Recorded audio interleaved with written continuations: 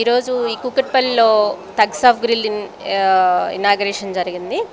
So ఇది చూసిన తర్వాత Thugs of Grill Harsha start చేశారు. ఈ అంబియన్స్ ఇది చూసిన తర్వాత ఇది కుకట్పల్లియే కాదు, టోటల్ హైదరాబాద్ కాదు, టోటల్ ఏపీకే ఇది టోటల్ న్యూ కాన్సెప్ట్ అని నేను ఫీల్ అయింది. అలాగే red and black concept, ambience చాలా బాగుంది. ఇక్కడ చూసిన తర్వాత ఎక్స్పెక్ట్ చేస్తుంది డెఫినెట్గా hygiene, tasty food and healthy food. డెఫినెట్గా డిఫరెంట్గా ఉంటుందన్నమాట ఫుడ్ అనిపించింది నాకు ఇక్కడ టేస్ట్ చేసిన తర్వాత. ఫుడ్ జనరల్గా అన్ని రెస్టారెంట్స్ కంటే ఇది డిఫరెంట్ అనిపించింది. ఇది బాగా సక్సెస్ అవుతుందని చెప్పి డెఫినెట్గా ఎక్స్పెక్ట్ చేయొచ్చు.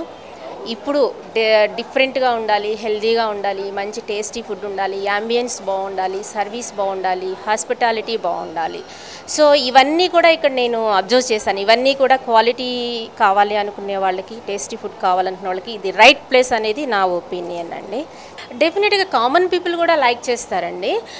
ఎందుకంటే జనరల్గా మనం ఇంట్లో కుక్ చేసుకునేది జనరల్గా కుక్ చేస్తూ ఉంటాము. డెఫినెట్గా ఇక్కడ లైవ్ గ్రిల్ అని చెప్తున్నారు. సో లైవ్ గ్రిల్లో ఏంటంటే డెఫినెట్గా మసాలా తక్కువగా ఉంటుంది, ఆయిల్ ఉండదు. సో ఇప్పుడు హెల్తీ కాన్షియస్ చాలా పెరిగిందనే చెప్పాలి. ప్రతి వాళ్ళు కూడా జిమ్ అని, ఎక్సర్సైజెస్ అని ఎలా చేస్తున్నారు, బాడీ కాన్షియస్, బాడీ మెయింటైన్ చేయాలని. అలాంటప్పుడు ఇలాంటి ఫుడ్ వచ్చినప్పుడు, బయట రెస్టారెంట్కి వచ్చినప్పుడు జనరల్గా ఆయిలీ ఫుడ్స్ అవి ఎక్కువగా తీసుకోవడం అనేది జరుగుతుంది. సో ఎక్కువ ఫుడ్ తీసుకున్నా సరే ఇలాంటి కాన్సెప్ట్లో ప్రాబ్లం లేదనేది నాకు అర్థమైందనమాట ఇక్కడ చూసిన తర్వాత. So it is very safest అనమాట, వెరీ హెల్దీ ఫుడ్ ఇక్కడ దొరికేది.